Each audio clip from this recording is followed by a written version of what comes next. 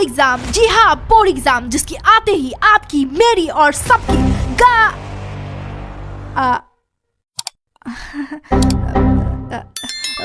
गाना बज जाती है।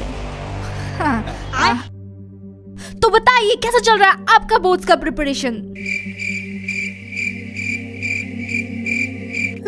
लेकिन दीदी मैं तो क्लास 2 में पढ़ता हूँ। हाँ तो क्या हुआ, फिर भी बताइए, इंडिया वांट्स टू नो। भाग गया। हाँ तो आप बताइए कैसा चल रहा है आपका बोर्ड्स का प्रिपरेशन? प्रिपरेशन? मेरा तो सिलेबस भी कंप्लीट नहीं हुआ है। बोर्ड्स के आते ही मेरी शांति भरी जिंदगी झंड हो गया है। जानवर की औलाद, सुबह के 10 बज रहा है, बोर्ड एग्जाम को 10 दिन बाकी नहीं है और यहाँ हमारी महारानी को सोने से फुर्सत नहीं मिल रही। सुबह के 10 बज रहा है। ये तो मेरे साथ हर सुबह होता है। हाँ, क्योंकि मेरी मम्मी को लगता है अगर तुम सुबह के 5 बजे उठ रहे हो तो भाई तुम्हारी लाइफ की सारी प्रॉब्लम यूं सॉल्व हो जाएगी। यूं तुमसे ट्रिगोनोमेट्री का इक्वेशन सॉल्व नहीं हो रहा तो बेटा तुम सुबह के 5 बजे उठा करो। तुम्हें 10 दिन में पूरा सिलेबस कंप्लीट करना है तो बेटा तुम सुबह के 5 बजे उठा करो। तुम्हें 2 दिन से रट्टी नहीं आ रही तो बेटा तुम सुबह के 5 बजे उठा करो। अपने सिंगल लाइफ से परेशान हो तो बेटा तुम सुबह के 5 बजे उठा करो। तुम्हें पीरियड्स नहीं आ रहे तो बेटा तुम सुबह के नहीं बेटा तुम्हें नहीं बोल रही थी। हाँ। अब इतना सब कुछ सुनने के बाद जब मैं सुबह उठती हूँ तो मेरा हालत कुछ ऐसा होता है।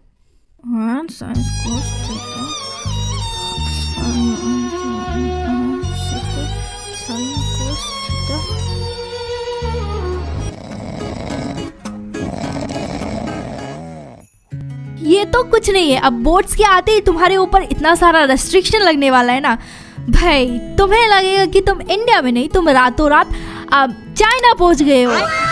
तुम आराम से अपना फोन चला रहे होते हो। अभी से तुम्हारा फोन चलाना बंद क्योंकि तुम्हारे बोर्ड्स आ रहे। पढ़ाई का तो नाम नहीं है, फोन चलाता है। तुम टीवी देख रहे होते हो। अभी से तुम्हारा टीवी देखना बंद क्योंकि तुम्हारा बोर्ड्स आ गया है। तुम बाहर खेलने जा रहे होते हो।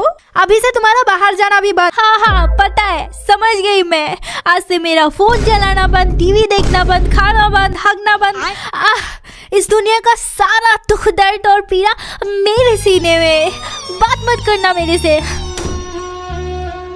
वैसे क्या मैं तारक मेहता का एक एपिसोड देख सकती हूँ? अब अच्छा ठीक है, नहीं देखना। अब इतना सब कुछ होने के बाद तुम ऑलरेडी बहुत ज्यादा सदमे में होते हो। बट रुको, अब तो रिश्तेदारों का आना बाकी है ना। ओह नहीं नहीं नहीं, हे भगवान, बेटा तुम इस साल बोर्ड एग्जाम देने जा रही हो।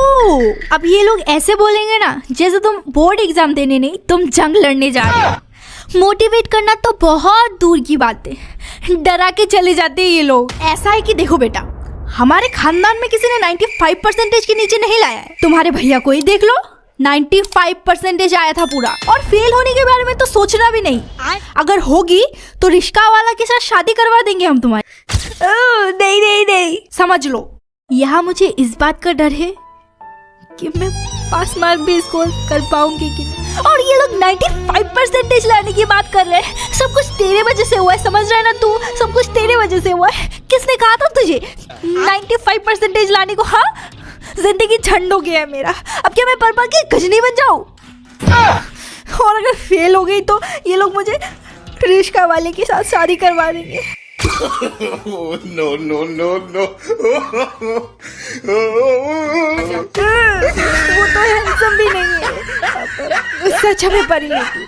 इतना सब कुछ होने के बाद डिप्रेशन, एंजाइटी, ओवरथिंकिंग, नहीं, बहुत हो गया। इन लोगों ने मुझे बहुत ज्यादा हल्के में ले लिया। लगता है इन्हें अब दिखाना ही होगा टॉप करके। हाँ, टॉपर बनूंगी मैं, सीबीएसई का टॉपर। बहुत मन लगा के पढ़ूंगी, बहुत अच्छे से पढ़ूंगी। हाँ।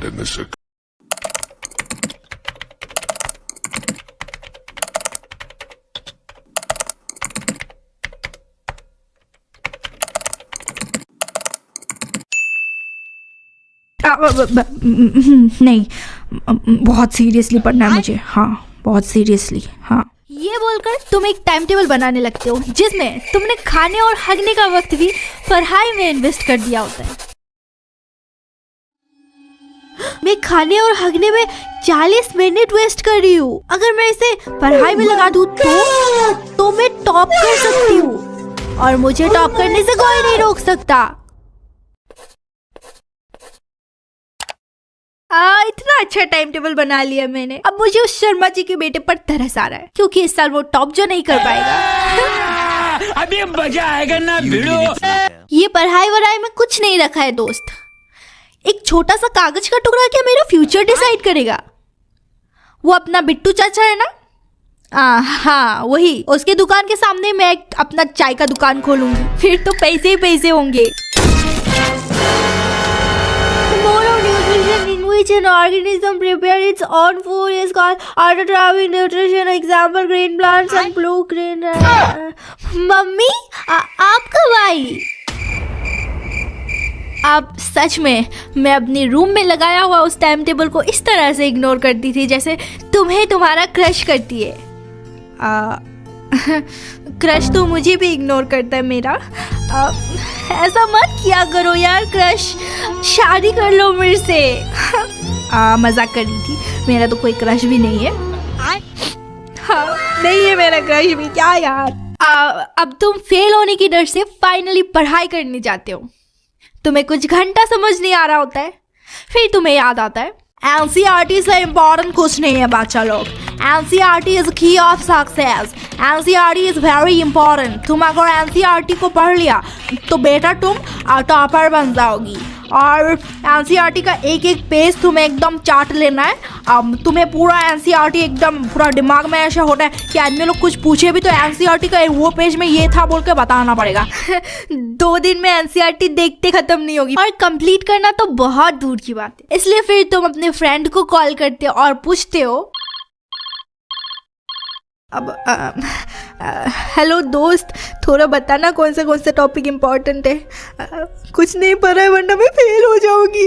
अरे रोना बंद करो, बता रही हो ना। हाँ तो लिखो, चैप्टर 1 इम्पोर्टेंट है। हाँ, 2 है। हाँ, 3 भी है, क्योंकि अगर तुम 3 नहीं पढ़ोगी तो तुम्हें 4th चैप्टर समझ नहीं आएगा। हाँ, 5th लिखो। हाँ, 6th चैप्टर भी इम्पोर्टेंट है। 7 भी है, 9 भी, 10 भी, 11 भी, 12 भी।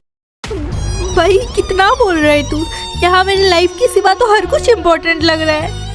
अब तुम्हें लग रहा होगा कि इससे ज्यादा बुरा क्या ही हो सकता है। हो सकता है, रुको मैं तुम्हें बताती हूँ, एग्जाम के कुछ दिन पहले ही ब्रेकअप हो जाना, जो कि मेरे दोस्त के साथ हुआ था। हाँ, मेरा 1 साल 3 महीना और 8 दिन का प्यार। यार तुम ये निब्बे वाली हरकतें करना बंद करो प्लीज। एग्जाम आ गया है, पढ़ लो थोड़ा वरना फेल हो जाओ। क्या कमी रह गई थी मेरे प्यार में। इन लोगों से ना दूर रहना। हाँ, स्पेशली एग्जाम के टाइम में, क्योंकि हर 2 दिन में तो इन लोगों का ब्रेकअप हो जाता है। और अगर ये तुम्हारे साथ हुआ है, सब ठीक हो जाएगा, सब ठीक हो जाएगा। बस तुम थोड़ा बकलोली करना बंद कर दो।